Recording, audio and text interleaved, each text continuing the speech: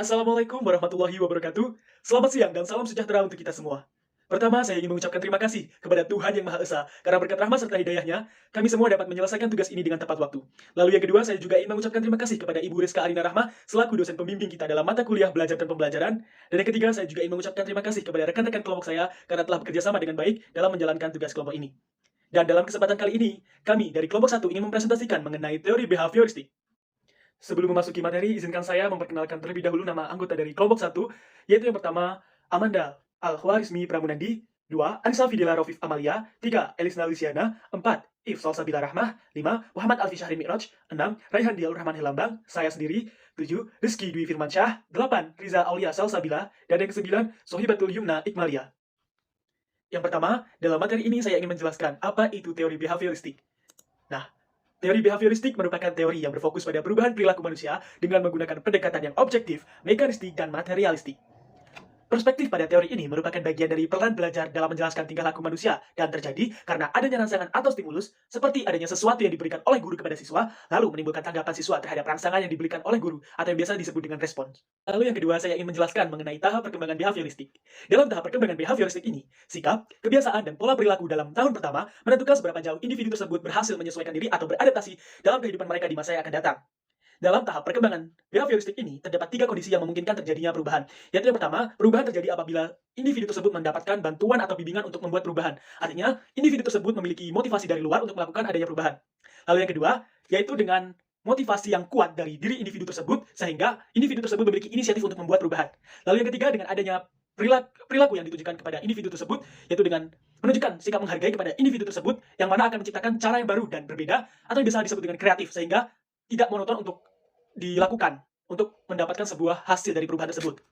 Nah, dalam tahap perkembangan behavioristik ini terdapat 3 prinsip yang merupakan bagian dari tahap-tahap perkembangan tersebut, yaitu yang pertama, prinsip progresif, lalu yang kedua ada prinsip sistematik, dan yang ketiga ada prinsip berkesinambungan. Dalam pengaplikasian teori behavioristik ini, seseorang yang pertama harus mementingkan pengaruh dari lingkungannya, baik lingkungan keluarga, sekolah, maupun lingkungan masyarakat. Lalu yang kedua, sang individu harus mementingkan bagian dari kehidupannya.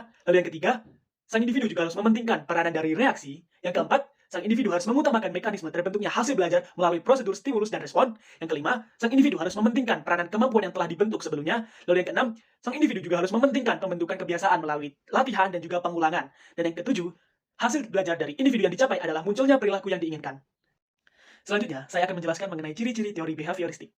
Yang pertama, dalam teori ini, mempelajari perbuatan manusia bukan dari kesadarannya, melainkan kita akan mengamati perbuatan dan tingkah laku berdasarkan dari kenyataan yang ada di lapangan. Lalu yang kedua, setiap perbuatan dalam teori ini akan dikembalikan kepada refleks. Refleks sendiri merupakan reaksi yang tidak disadari terhadap suatu individu.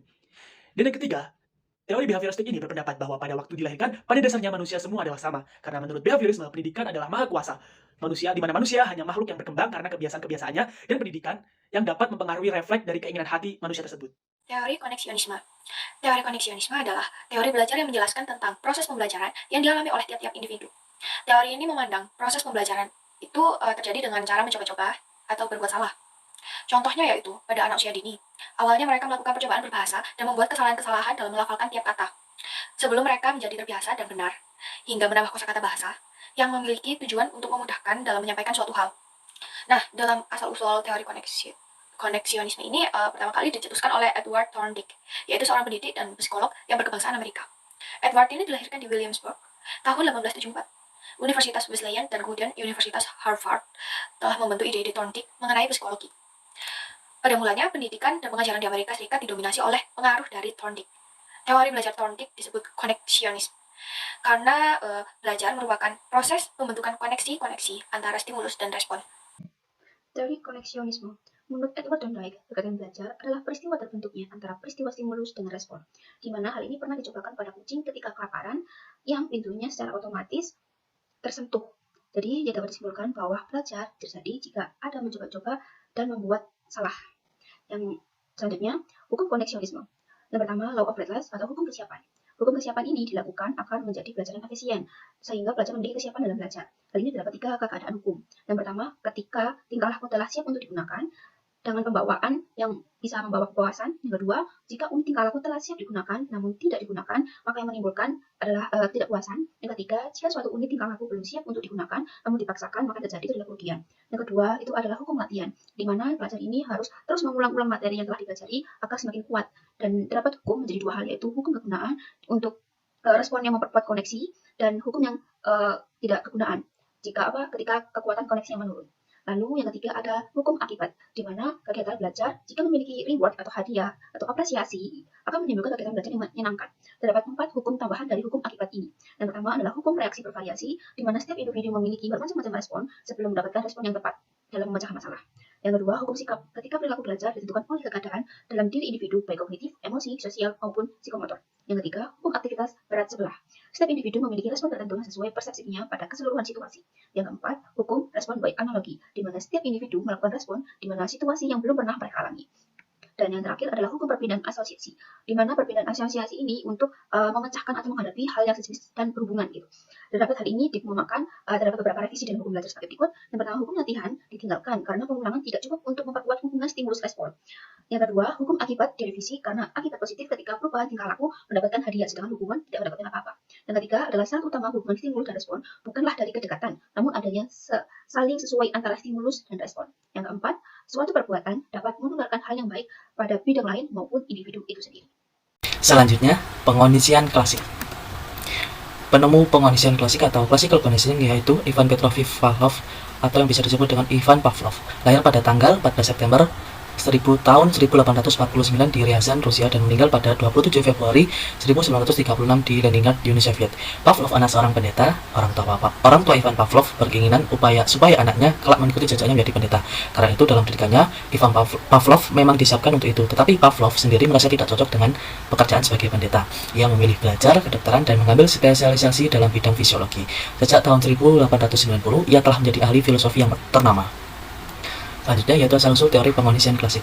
Menurut Teres dalam Syah tahun 2004 halaman 95, classical conditioning atau pengkondisian klasik ialah prosedur penciptaan refleks baru dengan cara mendatangkan stimulus sebelum terjadinya refleks tersebut. Teori pengkondisian klasik ini asal dari eksperimen yang dilakukan Pavlov terhadap anjing. Ilustrasi Pavlov melakukan eksperimen sebagai berikut. Nah, itu ada gambar eksperimen yang dilakukan oleh Pavlov terhadap anjing. Selanjutnya, menurut Surya Brata tahun 1990 halaman 283 memberikan penjelasan terkait proses eksperimen Pavlov tersebut sebagai berikut. Ada 4 istilah. Yang pertama, unconditioned stimulus atau UCS, stimulus yang akan diikuti respon. Yang kedua, unconditioned response UCR atau respon yang mengikuti US. Yang ketiga, unconditioned stimulus atau CS, stimulus netral yang akan dipasangkan dengan US untuk menghasilkan respon. Dan yang keempat, unconditioned response CR, respon yang mengikuti CS. Hukum pengkondisian klasik ada 2, yaitu yang pertama, law of respondent conditioning ialah jika 2 macam stimulus dihadirkan secara simultan, yang salah satunya berfungsi sebagai reinforcer, maka refleks ketiga yang terpenuhi dari respon atas penguatan refleks dan stimulus lainnya akan meningkat. Yang kedua, law of respondent extension adalah hukum pemusnahan yang dituntut. Selanjutnya adalah prinsip pengkondisian klasik. Suara berpendapat terkait prinsip-prinsip dalam pengkondisian klasik Pavlov yaitu sebagai berikut. Yang pertama, belajar adalah pembentukan kebiasaan dengan cara menghubungkan atau mempertautkan antara stimulus yang lebih kurang dengan stimulus yang lebih lemah. Yang kedua, proses belajar terjadi apabila adanya interaksi antara organisme dengan lingkungannya. Lalu yang ketiga, belajar adalah membuat perubahan-perubahan pada organisme atau individu. Yang keempat, setiap perangsang akan menimbulkan aktivitas pada otak. Dan yang terakhir, semua aktivitas susunan saraf pusat diatur oleh eksitasi dan juga inhibitasi. Wolflock dalam Baharudin dan Wahyuni mengungkapkan beberapa poin dalam penggunaan prinsip-prinsip pengkondisian klasik di dalam kelas, yaitu sebagai berikut. Yang pertama, memberikan suasana yang semenyenangkan mungkin dalam pemberian tugas. Yang kedua, membantu siswa mengatasi tugas secara bebas tanpa adanya perasaan tertekan ataupun cemas. Yang ketiga, membantu siswa untuk mengenal perbedaan dan persamaan terhadap situasi-situasi tertentu. Lalu yang terakhir, penerapan teori pengkondisian klasik. Lalu yang selanjutnya adalah kelebihan dan kekurangan teori pengkondisian klasik. Kelebihan teori ini adalah teori ini cocok diterapkan pada pembelajaran yang mengutamakan penguasaan keterampilan dengan latihan. Selain itu juga, teori ini dapat diterapkan dengan tujuan memudahkan para pendidik untuk mengontrol pembelajaran, karena dengan diterapkannya teori ini, para peserta didik tidak akan menyadari bahwa ia sedang dikontrol oleh stimulus dari luar dirinya. Lalu yang selanjutnya adalah kekurangan dari teori ini. Teori ini telah menganggap bahwa belajar terjadi secara otomatis tanpa menghiraukan kehendak pribadi dan juga keaktifan. Teori ini juga terlalu menonjolkan pengaruh peran latihan, padahal individu tidak selalu bergantung pada stimulus luar atau stimulus eksternal. Jika seorang individu terlalu bergantung pada pengaruh dari luar, dikhawatirkan individu ini menjadi pasif. Selain itu, teori ini dianalogikan dengan kebiasaan hewan, yang mana memiliki perbedaan karakter fisik dan juga psikis yang tentunya berbeda dengan manusia. Selanjutnya adalah pengkondisian kontinuitas. Pengertian, Edwin L. Guthrie menyatakan bahwa prinsip-prinsip pembelajaran berdasarkan pada asosiasi di mana perilaku pokok dalam pembelajaran adalah tindakan dan gerakan. Prinsip dasar Guthrie menyajikan gagasan kontinuitas stimulasi dan respons. Kombinasi dari stimulus-stimulus yang telah mencapai suatu gerakan, jika berulang akan cenderung diikuti oleh gerakan tersebut. Teori Guthrie menyebutkan bahwa pembelajaran terjadi melalui pemasangan stimulus dan respons, serta kekuatan asosiatif. Meskipun Guthrie tidak menyatakan bahwa orang mempelajari perilaku kompleks dengan melakukannya satu kali saja, namun satu atau lebih gerakan menjadi terasosiasikan. Berulangan dari sebuah situasi akan menambahkan gerakan, mengkombinasikan gerakan-gerakan menjadi tindakan dan membentuk tindakan dalam kondisi lingkungan yang berbeda-beda. Bagi Edwin Guthrie, perilaku-perilaku pokok dalam pembelajaran adalah tindakan dan gerakan. 1. Tindakan dan gerakan. Kombinasi dari stimulus-stimulus yang telah mencapai suatu gerakan, jika berulang akan cenderung diikuti oleh gerakan tersebut. Pembelajaran kontinuitas bermakna bahwa sebuah perilaku dalam sebuah situasi akan terulang ketika situasi tersebut muncul kembali. 2. Kekuatan asosiatif teori Guthrie. Guthrie juga membicarakan tentang kekuatan asosiatif, yaitu sebuah pola stimulus memperoleh kekuatan asosiatif optimalnya pada saat pemasangannya dengan sebuah respon. 3. Imbalan dan hukuman. Guthrie yakin bahwa respon-respon tidak perlu diberi imbalan untuk dapat dipelajari. Mekanisme pokoknya adalah kontinuitas, atau pemasangan yang tepat pada waktunya antara stimulus dan respon. 4. Pembentukan dan perubahan kebiasaan. Kebiasaan adalah kecenderungan yang dipelajari untuk mengulang respon-respon yang pernah dibuat, misalnya aturan-aturan yang diterapkan di sekolah. Dengan mengaplikasikan aturan ini di masing-masing setting tersebut, perilaku hormat terhadap orang lain akan menjadi sebuah kebiasaan. Yang selanjutnya adalah pengkondisian operan. Pengkondisian operan atau operan conditioning juga biasa disebut pengkondisian instrumental. Pengkondisian operan merupakan metode pembelajaran yang menggunakan penghargaan dan hukuman untuk perilaku. Melalui pengkondisian operan, asosiasi dibuat antara perilaku dan konsekuensi, baik negatif maupun positif. Operan conditioning pertama kali dijelaskan oleh psikolog Burbus Frederick Skinner pada 1930-an dan 40-an. Operan dalam kata pengkondisian operan dianggap perilaku aktif yang beroperasi pada lingkungan untuk menghasilkan konsekuensi. Menurut Skinner, ada 3 jenis respon atau operan yang dapat mengikuti perilaku. Yang pertama, operan netral. Ini adalah netral dan tidak mempengaruhi apakah suatu perilaku diulang.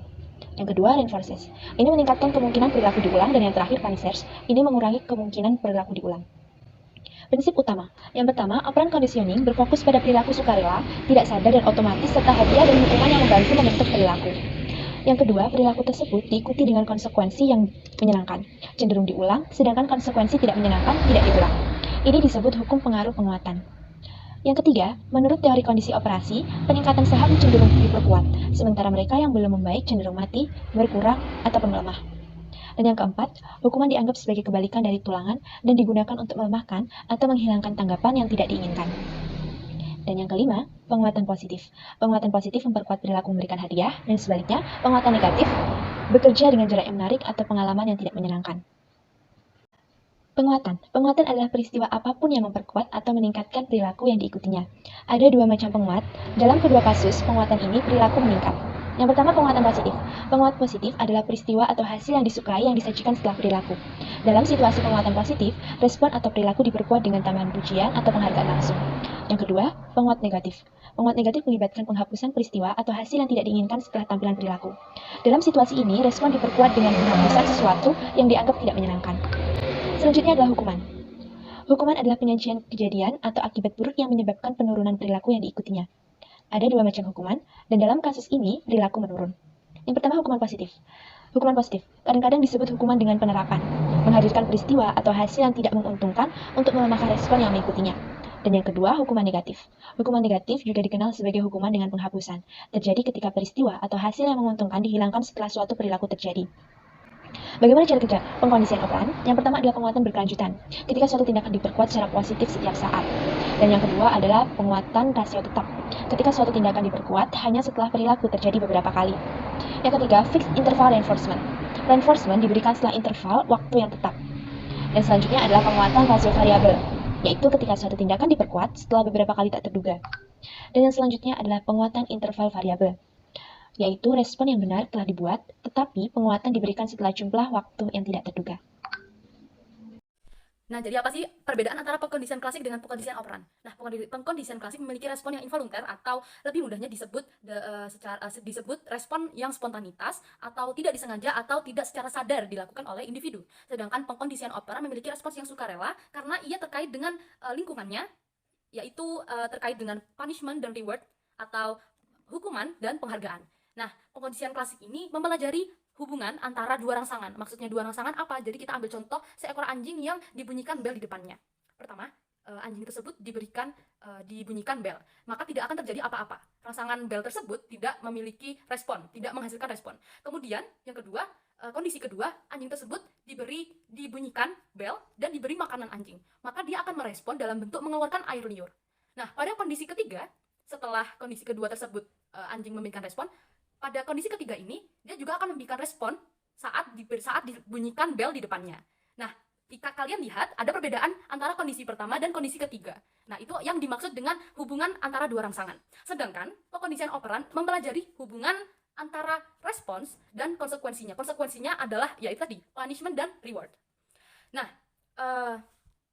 perbedaan yang lebih jelas lagi, pengkondisian klasik ini memiliki perilaku yang refleksif. Jadi refleks aja dilakukan oleh individunya, sedangkan pengkondisian operan itu perilakunya secara sadar ingin melakukan perilakunya. Jadi karena ada punishment dan reward, dia bisa konsiderasi akan mau melakukan perilakunya atau tidak, seperti itu. Kita masuk ke dalam contoh pengkondisian operan. Skinner, penggagas pengkondisian operan, melakukan demonstrasi menggunakan tikus yang sedang lapar. Tikus tersebut dimasukkan ke dalam box, kemudian tikus tersebut secara random menjelajahi setiap sudut box. Kemudian suatu saat tikus tersebut secara tidak sengaja menekan tuas dan dalam box itu mengeluarkan makanan tikus atau pelet. Kemudian sejak saat itu tikus secara sering mengulang-ulang menekan tuas agar memperoleh makanan. Hal ini menunjukkan bahwa positive reinforcement atau dalam demonstrasi tadi adalah pelet, makanan tikus, itu mampu memengaruhi perilaku tikus, yaitu menekan tuas secara berulang-ulang. Dan ini apabila dianalogikan terhadap pembelajaran dapat membuat peserta didik dapat memperkuat peserta didik untuk melakukan suatu hal secara berulang-ulang dengan adanya reward. Contoh pengkondisian operan dalam kehidupan sehari-hari yaitu seorang siswa yang rajin mengerjakan tugas, dia akan diberikan penghargaan dan bisa saja penghargaan tersebut berupa jajan atau apapun yang berbentuk reward ya. Dan ini adalah termasuk positive reinforcement. Kemudian ada juga apabila seorang santri tidak mengikuti kegiatan pesantren, maka ia harus membayar denda. Nah, denda ini adalah sebuah hal yang negatif, namun ini akan memperkuat santri untuk mengikuti kegiatan. Maka dari itu nanti santri akan mengikuti kegiatan agar tidak membayar denda. Kemudian kita masuk ke aplikasi. Pengaplikasian pengkondisian operan itu ada dua tipe, yaitu token ekonomi dan behavior shaping. Token ekonomi ini bertujuan untuk meningkatkan perilaku yang diharapkan dan menurunkan perilaku yang tidak diharapkan dengan menggunakan tanda atau token. Kita sebut saja tanda. Jadi contohnya pada suatu kelas pada suatu pembelajaran ada guru dan ada murid-murid. Pada saat itu guru akan memberikan stiker yang apabila diakumulasi dia akan mendapatkan reward yang lebih besar dalam bentuk jajanan seperti itu. Nah, siapapun yang bisa menjawab pertanyaan dari guru tersebut, maka murid itu akan mendapatkan stiker yang apabila diakumulasi akan mendapatkan jajanan. Maka dari itu para murid akan secara berulang-ulang mencoba untuk menjawab kuis tersebut. Kemudian behavior shaping. Aplikasi kedua yaitu behavior shaping atau pembentukan kebiasaan. Aplikasi ini membentuk perilaku lewat penghargaan yang berturut-turut. Maksud dari penghargaan berturut-turut adalah perbedaan rewards apabila seorang individu mulai mendekati perilaku yang diharapkan. Contohnya, apabila seorang murid sudah mulai secara bertahap mampu mengerjakan perkalian dengan level yang makin berat, maka ia akan diberikan penghargaan yang berbeda-beda di setiap levelnya. Seperti itu. Kondisian operan juga memiliki risiko dan efek samping. Risiko dari penggunaan OC atau operant conditioning adalah penyimpangan pengkondisian yang seharusnya meningkatkan perilaku yang diharapkan, namun ini malah meningkatkan perilaku yang tidak diharapkan. Ini bisa terjadi apabila unsur-unsur tidak harmonis atau contohnya misal guru tidak memberikan penghargaan yang sama terhadap semua murid, atau ada murid yang membangkang karena tidak menyukai reward tersebut. Seperti itu. Maka dari itu, kita sebagai mahasiswa yang akan menjadi calon pendidik harus mampu bersikap adil, seimbang terhadap peserta didik kita nanti. Yang terakhir adalah kesimpulan pengkondisian operan. Pengkondisian operan adalah metode belajar yang digagas oleh B.F. Skinner atau juga biasa disebut pengkondisian instrumental, sebab pengkondisian operan melibatkan beberapa instrumen seperti reinforcers atau penguat dan juga punishments atau hukuman. Skinner dalam teori ini juga mengemukakan bahwa konsekuensi yang baik akan memengaruhi perilaku diulang-ulang. Sedangkan sebaliknya konsekuensi yang buruk akan mengurangi pengulangan pada suatu perilaku. Kemudian juga ada beberapa istilah yang perlu diingat, yaitu ada 4. Yaitu yang pertama ada penguatan positif atau positive reinforcement. Kemudian juga ada penguatan negatif, yaitu negative reinforcement. Kemudian ada hukuman positif atau negative punishment. Juga ada hukuman positif, yaitu positive punishment. Sekian dari kami kelompok 1. Apabila ada salah kata kami mohon maaf, dan semoga ilmu ini bisa bermanfaat untuk kita. Sekian dari kami. Wassalamualaikum warahmatullahi wabarakatuh.